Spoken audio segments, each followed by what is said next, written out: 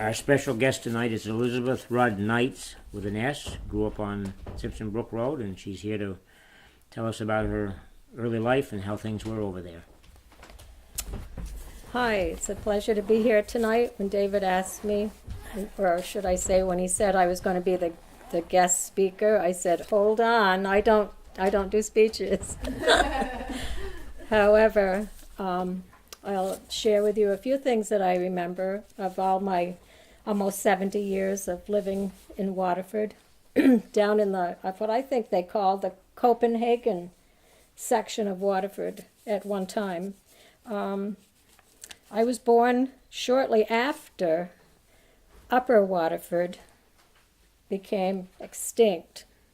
By the time I was born, everything had been moved. The cemetery, even the Riverside Cemetery, used to be in Upper Waterford, the whole thing. So I grew up over on Simpson Brook Road, and at the time of my childhood, there consisted of 3 farms and the schoolhouse and 2 hired men's homes. That's all there was on Simpson Brook.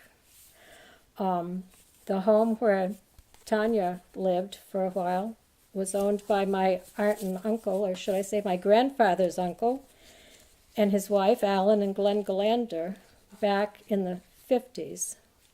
And that farm extended all the way up to the Hastings Road, and some of the property on the other side of the road as well. That whole, from the old schoolhouse on Simpson Brook up through to the end of Simpson Brook, that was all cleared pasture land when I was little. Now it's a bunch of pine trees.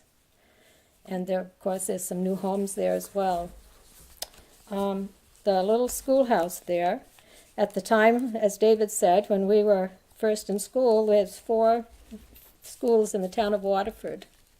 And the one on Simpson Brook was called the Hastings School.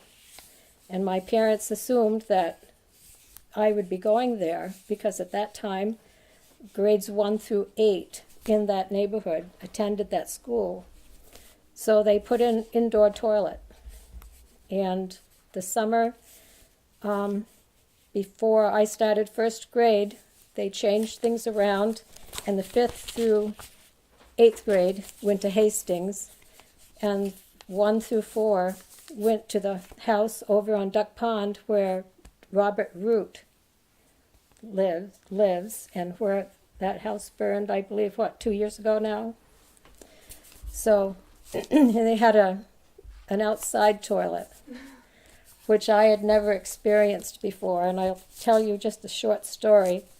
The teacher we had was very strict, Ann Reynolds, and if you wanted to go to the outhouse, you raised your hand, which I did, and she assured me that I went through the door, out into a little closet-like room, out another door, out a long alleyway, to what was a 2-holer out there, which I had never seen before. So I went back into school and told her I couldn't find the bathroom. So she escorted me back out, and of course, that was it. It was pretty cold out there in the winter, but my parents were a little upset because they had worked so hard to get the plumbing in at the other school. But life on Simpson Brook back in the day was really peaceful. You had the mailman and the milkman and the grain truck driver and people like that. There was very little traffic, no other homes, nobody working in St. Johnsbury. My folks' farm had a hired man's home that my father and mother and us 2 children lived in, and my grandparents lived in the big farmhouse until my grandfather sold it to my dad in 1958. And then we moved to the big house. And the farm next door, that at that time, Robert and Gertrude Gillander lived there and farmed. The Donner family from St. Johnsbury had lived there previously to that. And Trudy Turner was a Donna girl, and she lived on that farm. And they had a hired man's house that Linda Amadon lives in now, that went with that farm. But there was a lot of cleared land, a lot more open pasture space.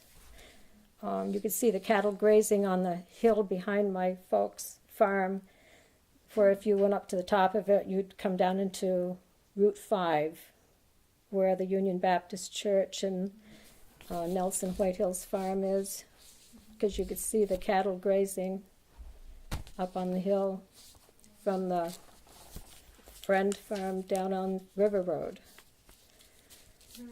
So my grandparents purchased the farm, I believe it was probably around 1944, from Nathan or William Banks. There was two Banks brothers that owned property. One of them owned that farm, and the other one owned the farm that Morris and Cecile Chaquette purchased and lived there for many, many years while I was growing up. And then it's had different owners over the years, Don and Jill Drown, and Cliff and Cliff Little and his family. And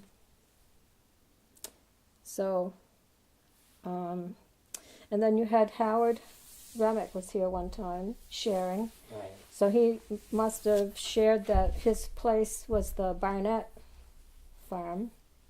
Lester and Lillian Barnett owned the farm where Howard and Laura Remick live.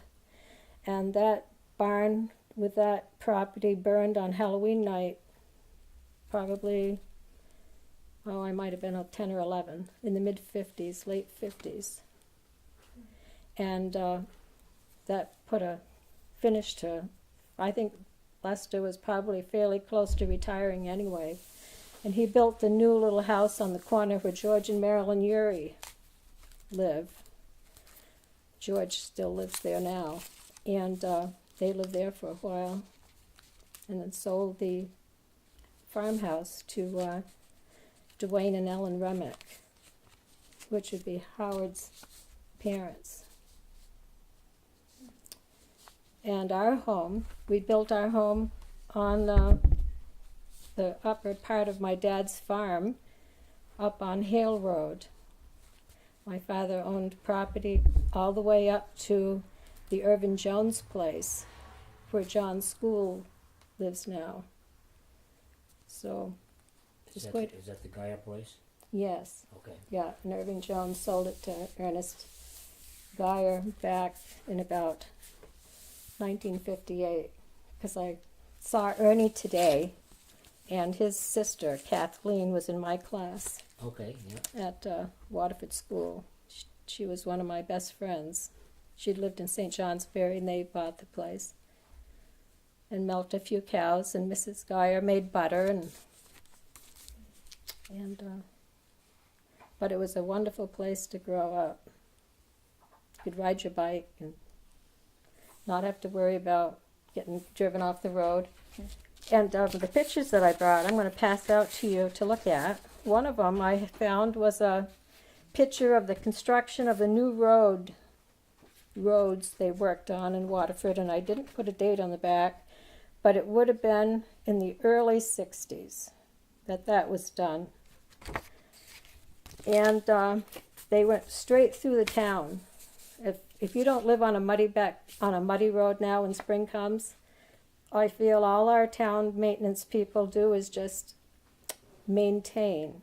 You might see a load of gravel goes in here and he grades, and another load goes over there. But back in the day, before they did all this work on the roads and did such a beautiful job, when mud season came, you were right to your rocket, right up to your doors, pretty near, on some of the roads.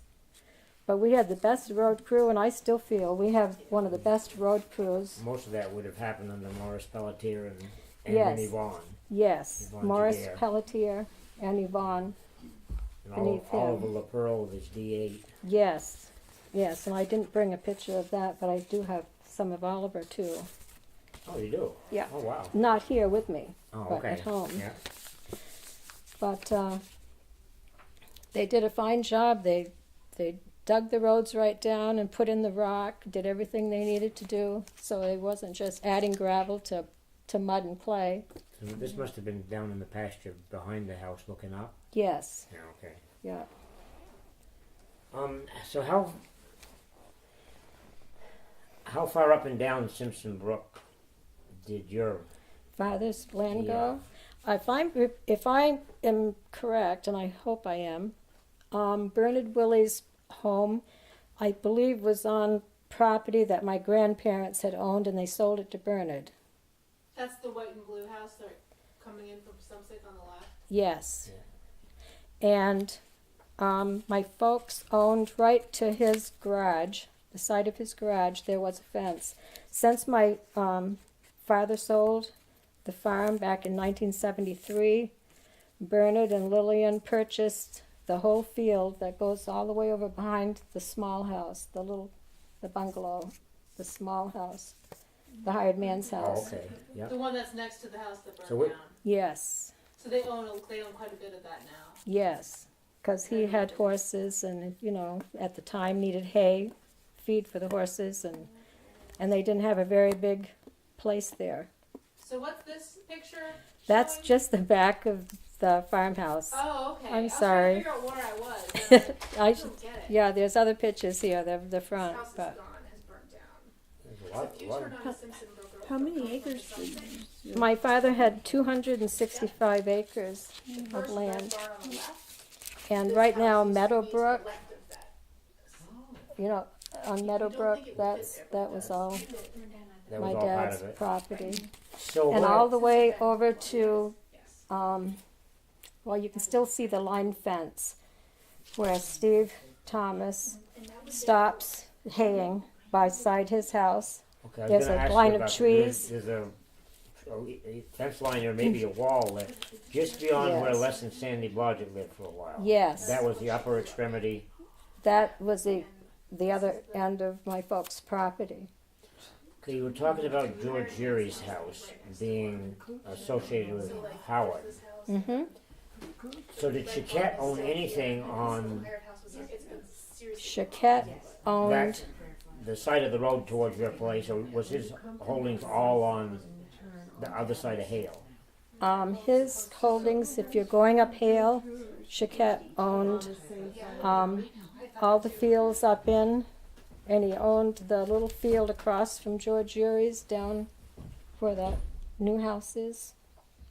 Like if you go into Simpson Brook, that first home. On the right, that house looks like it has a swimming pool that they've never. Yes. Oh, okay. Yes, that was the part That of was Chiquette. So he owned some on that, but not a Yes, lot. right.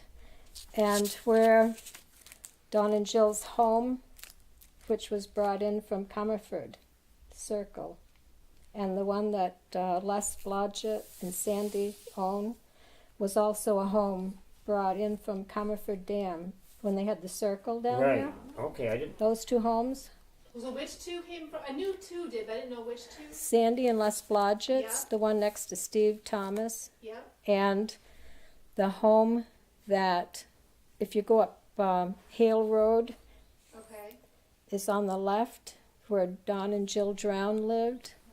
Okay. See, when it's kind of a mix-up because the Chiquette farm consisted of the old farmhouse where Cindy Pyer lives now and the little red barn. And then Chiquette built the big red barn that's on the right. But when Don and Jill moved out of the old house, they moved a house from Comerford Circle across the road to the left. It has a nice little, neat little 3-car garage there now and a nice lawn. Oh yes. Okay, I know what you mean. Yeah. And they sold the old farmhouse and the little red barn and, I don't know, maybe 4 or 5 acres of land around it at that time. Speaking of moving houses, I've got it in my mind. They moved a house from Meadow Street in Littleton because I was going to Yes, work it's the Larry- day it came across the bridge. Larry and Laura Barrett's home. Yes. just So up just- the street, Yeah. up Simpson Brook from Wally Knight's Yeah. home. Was moved in So from it's Meadow on the same Street. side as Wally Knight? Yes. Do you know? Did Up you know on the bank. Ashes that lived The one there? that passed away. Yep. So he's He's up. he's here, and the Knights are here, and the house in between is the Barretts. That's the one that came from Okay. Martin. I think it was yellow when it came Yeah. across, Yeah. but it's not yellow now. I believe I it. don't know, I it believe must- it I don't is. know. I think Is it it still is yellow? partly. Okay. Yeah. Isn't it awful? You pass something every day, and you have to try to I think strain it's still to. got yellow on it. Does that It count? does. It does. So But- how did they move houses back then? It wasn't back then. It happened in my lifetime. Well, Oh, sorry. they did that just gross within the connotation. last I 30 wanna ask you years. about this It belonged to Larry's grandparents, and he wanted the house moved, and I'm sure they took the whole roof section off, and then did a lot of, they had the big beams underneath and rolled those big things that they move house trailers on. I wonder if it happened during the school year because I knew it was supposed to happen, and then the house was there, but I have no memory of watching it. And you would have think I would have watched because we lived within sight of it. It would have gone right past our house. Well, so, yeah, I'm not so I sure. think it must have happened. Anyway, that's just me guessing. And it had to be probably on a low traffic day. I don't know. Yeah, I don't remember. Heading for work. It must have been in Bethlehem. And that would have been from '82 on, I believe. I mean, I could probably Yes. pin it if I had to because I mean I do remember Barrett's. No. The biggest problem with moving something like that isn't the wheels; it's the overhanging lines. The lines You gotta and permits you have to get. poke them out. Yeah. Well, and the tunnels. So they must not have come down the tunnel through the tunnels. See, the tunnels were not. But the tunnels No. were there when the Barretts came. Okay. I'm wondering. I don't know. What- No, I know they were. What tunnels is this? When you come up from Pasumsett, Oh, they wouldn't have brought it. They that way. must have they must come. have They must have somewhere come else. 18 to Duck Pond and come up through Daniel's farm and down through. Yeah. Okay. They must have. This- There's a lot of buildings there. Okay. Elizabeth. This is the farm as it looked like when my grandfather purchased it. So this barn is not there at all anymore. This one, The barn is Is. just perpendicular to the road. this was tore down. This was tore down, and the big barn, the stable that's still standing, is here in the barnyard. They built a new stable when I was probably, it would have been in the early 50s. I remember getting in the way when they were building it and trying I to go up and down there all the time, and I just can't picture. play it like with that. our ranch, our little farm sets and the sand piles that they had out there for Okay. concrete and stuff. And the fellow that they hired, Charlie Crane from St. Johnsbury. I remember he lived on Main Street in St. J. He came to our farm when they built He that closed barn, the and he puttied all of the windows in the stable, and he put us young ones to work playing with the clay, the putty, and getting it soft so he could do the windows. We'd spend all day just squeezing. To this day, I love to play with Play-Doh with my grandkids. but that was back in the early 50s. You were talking about the outhouse experience at West Waterford as opposed to Hastings. West Waterford and this were the same. In fact, this still has the appendage. It was the two. Well, actually, it was two holes. It was a 4-hole. It was 2 on each side. Two for the boys and 2 for the girls. Oh, yes, with there with was. a kind of a partition up the There, yeah. up the middle. But you came out of the main schoolroom into what was actually the entrance hallway at this school, and then through another door and out this. The boys came up. The girls went right from the classroom up their side, but then the boys went out into the entryway and then through another door and out there. So Donna actually experienced that because she Yeah, she it's went same here. thing. Yeah, because I went from the grade school, and the bathroom in the grade school was down in the basement. So there was 2 sets of stairs: left stairs for the girls Right. and the right for the boys. And the girls, anyway, when you went to the toilet, the seat was already up, and you had to push it down and hold it down to sit on it, because otherwise it'd pop up. Ha! And then when you were done, you had to jump up quick, because otherwise it was going to pop up and hit you. Yeah, Graves was like the Cadillac of before schools. 'Cause that Had a kitchen. that had running water. That's the one over by Beacon's right. farm. It eventually was sacrificed. Yeah, Ernie lived in Right. it sometime after Yes. it was no longer a school. And Had everything but the telephone. We had to go to the Beacon farm to call for emergencies. oh, really? And Okay. they spoke French, so it was kind of hard to go over there and say help. Oh, Yeah. So But- you. Oh, go ahead.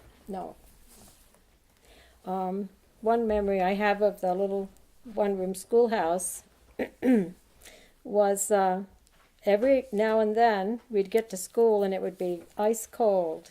There was like a floor furnace in the floor with a big grate, probably about the size of this table, that was over the top of this Same thing here. furnace It thing. was a kerosene furnace. And Mrs. Reynolds would set us all over in the corner of the classroom, and she'd take one of the older boys outside with a rolled up newspaper. She'd light the end of it, and he'd run like a bat into the into the school and shove it down a hole in the top of the furnace to light it. I mean, can you imagine doing that today? It would not be OSHA approved. But eventually they'd get it going, and we'd have heat again. And I remember she brought water in one of those gallon, well, it probably held 2 gallons of water with a spigot on the Yep. thing, and we'd have that for drinking water. Yeah, Mrs. Lee and Ruthie Parker did the same thing here. Yeah. So for your 4th grade, did you have I Mrs. had Parker? Mrs. Yeah. Parker. Yeah. Yeah. Ruthie Parker, Ruthie Bullock Parker. Mm. I don't know if you knew that she was a Bullock, but Oh no. Yeah. No. from down where Frank has got the auto shop, that's where she originated. Oh. Did you have chores to do at home? Oh, yes. I thought I was going to be a farmer forever, but I was 10 years old when my dad bought the farm. And when my grandparents and my dad farmed together, my dad got every other Sunday off. So until I was 10, we'd had a week vacation that we'd go to Miles Pond, and we'd rent a camp over to Miles Pond. And then the next week, my grandparents would go to camp.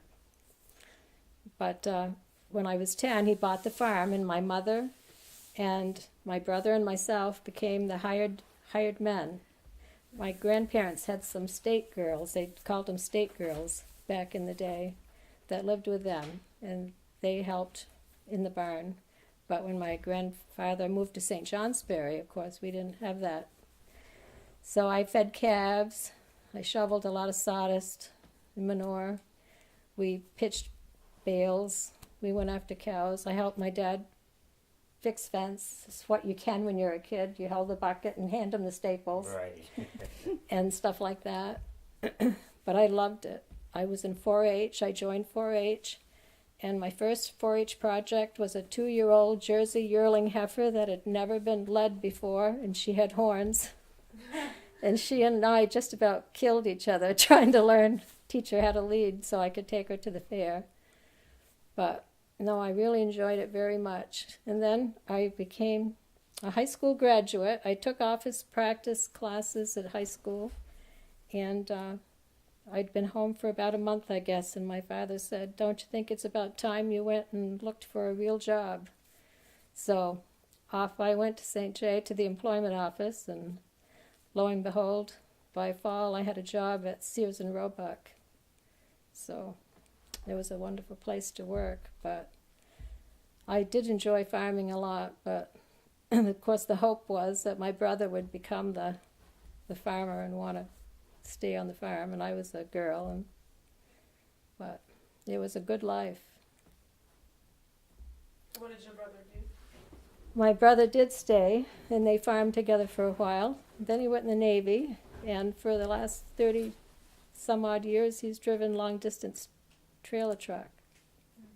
So yeah, he stayed home and farmed, but he and my dad just didn't always see eye to eye, and it was time. So in '73 they sold the farm, and my parents moved into the little house and kept some acreage with that, and sold the farm to Aubrey and Simone Weaver.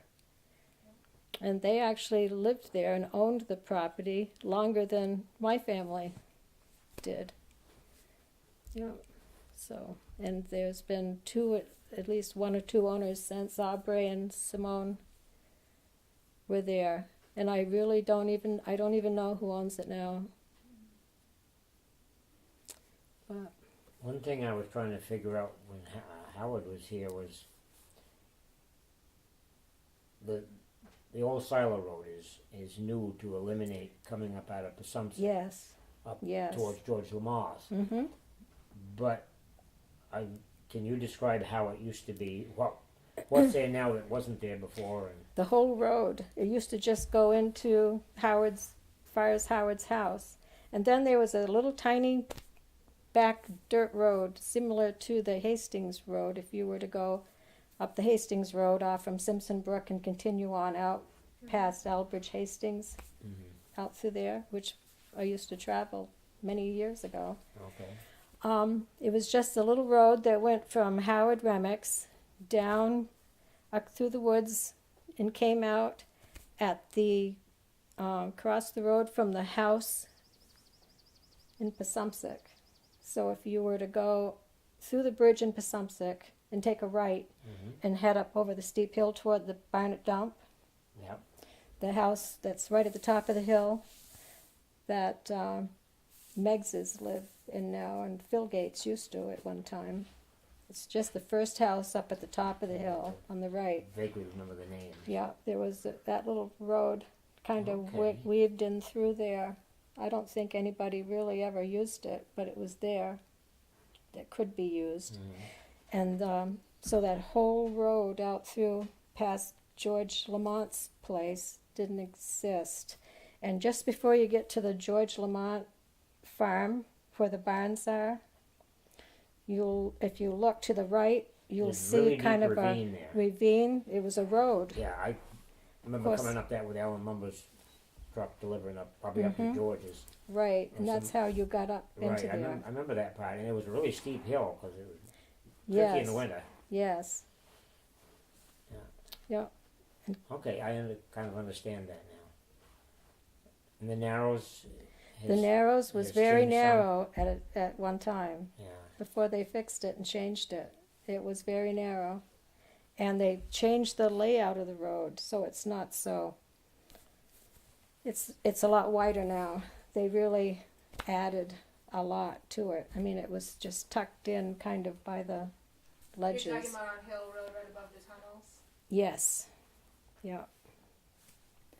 Do you Yeah. remember Kilfasset Farm in Passumpsic? When they Yes. used to I put all worked there the- for you- 10 years You did? before I went to Weidman.